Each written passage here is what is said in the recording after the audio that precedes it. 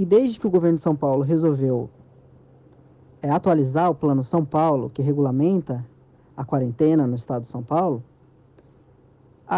o bairro de Cidade Queima ele vive uma situação inusitada, não é? Por quê? Porque a capital avançou de fase no plano.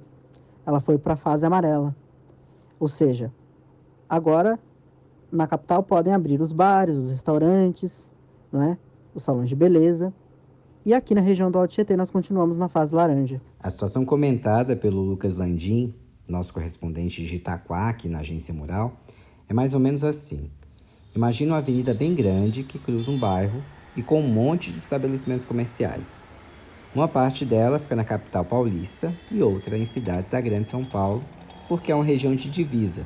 Com o avanço da capital para a fase amarela de flexibilização, o lado do bairro que fica em São Paulo vai poder reabrir boa parte do comércio. Só que mais para o final da rua, da parte que fica na região metropolitana, os estabelecimentos terão de continuar fechados.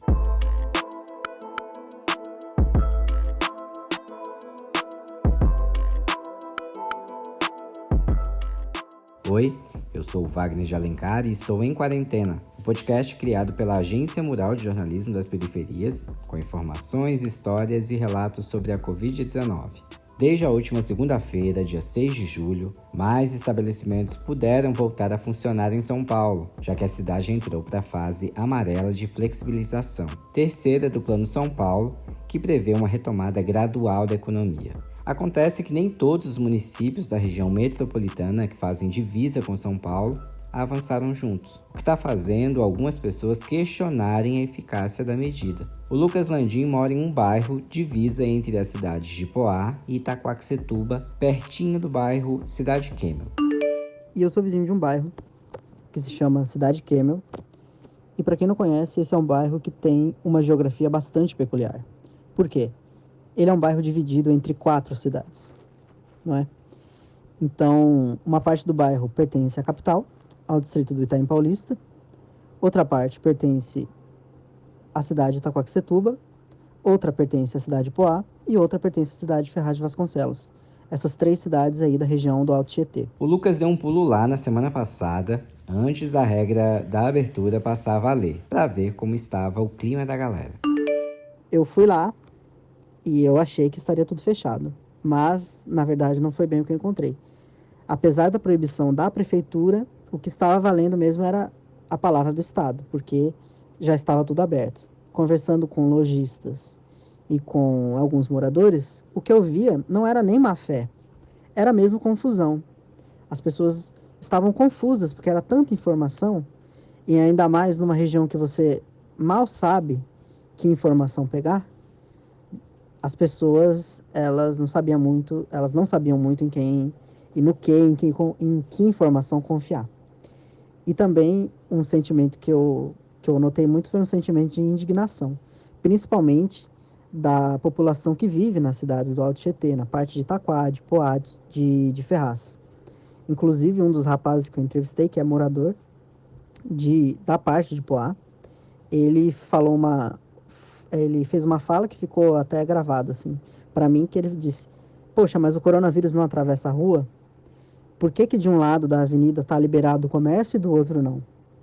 Mas na prática, a gente vê que os lojistas abriram também do outro lado, porque, na verdade, ninguém quer perder cliente. Ele observou que tinha muito comerciante dando o famoso jeitinho para tentar burlar as regras. O portão estava fechado, mas dentro dava para ver que tinha uma movimentação, então a população está burlando as regras, e a minha preocupação é que o vírus está circulando. E agora, com a cidade de Itaquaquecetuba na faixa vermelha, que é na faixa de mais atenção, de mais perigo, e para o governo do estado ter colocado a cidade nessa faixa, isso quer dizer, então, que é uma região que merece mais atenção e que o Queimel, que está do lado do Jardim Miraí, que é o meu bairro, que é um dos bairros mais afetados pelo coronavírus em Itaquaquecetuba, que é uma das cidades mais afetadas, é uma zona que deveria ter mais atenção. E que segunda-feira agora vai estar liberado o comércio, vai estar liberado os bares, vai estar liberado os restaurantes. Como a gente já ouviu, uma das cidades cortadas pelo bairro Cidade Queimel é Itaquaquecetuba. Na última quinta-feira, dia 2 de julho, o Centro de Contingência do Coronavírus do Governo de São Paulo emitiu uma recomendação para que a cidade regredisse um passo na flexibilização e voltasse para a fase vermelha.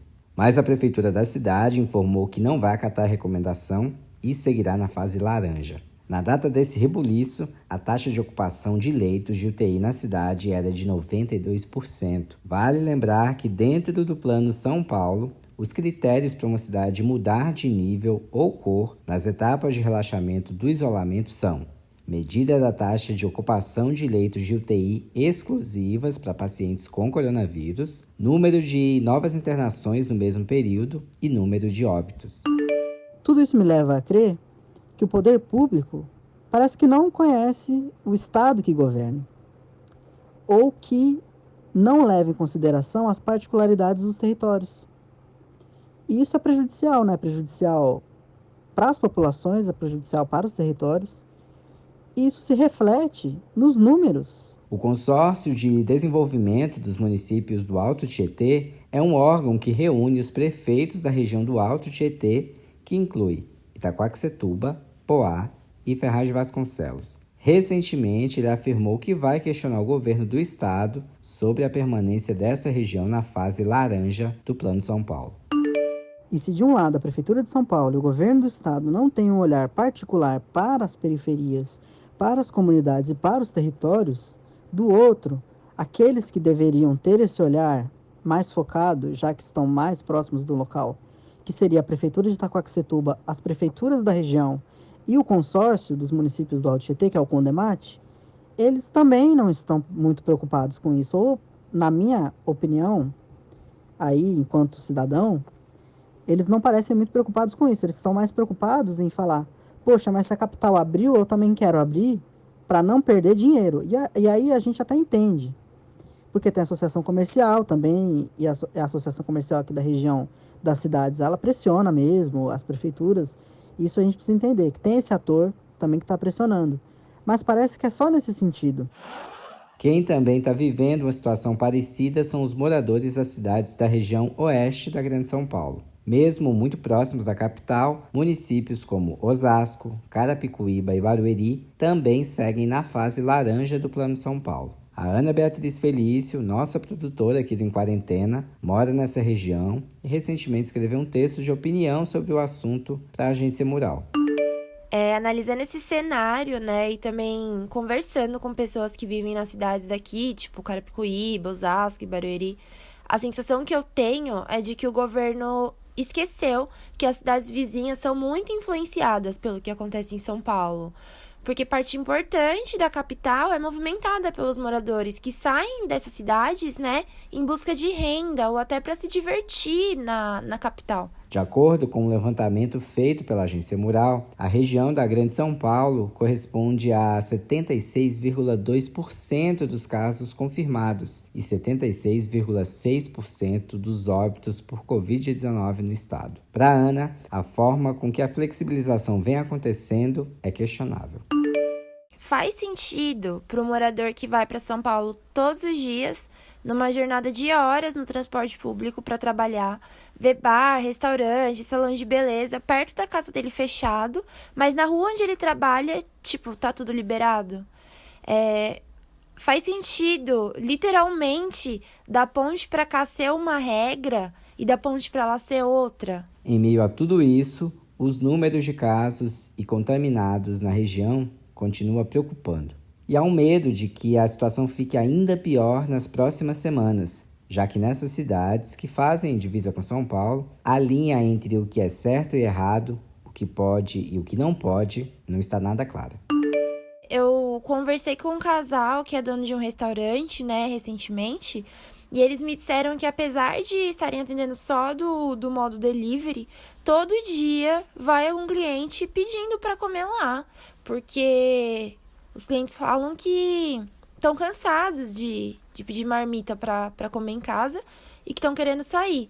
Aí, assim, se o clima por aqui já tá assim, porque a gente já tá vendo tudo aberto, né? Eu ando por aqui nas ruas de Carapicuíba, de Barueri, o que a gente vê é já tudo aberto. Imagina quando liberar São Paulo. A sensação é essa mesmo, de que tá tudo bem e isso é muito preocupante, né? Porque a gente sabe que não tá. Bom, se você está em São Paulo, a gente te lembra que no último domingo o prefeito Bruno Covas, do PSDB, assinou os protocolos para as reaberturas previstas na fase amarela de flexibilização. Em bares e restaurantes, algumas regras são: manter a distância de 2 metros entre as mesas e de 1,5 metro entre as pessoas, o uso obrigatório de máscaras por clientes e funcionários no estabelecimento, além de um processo de higienização intenso. Você pode ver as outras regras no site da Prefeitura, www.capital.sp.gov.br. E para saber mais sobre as fases do Plano São Paulo, em que estão as cidades do estado, vale a pena visitar o portal www.saopaulo.sp.gov.br/planosp.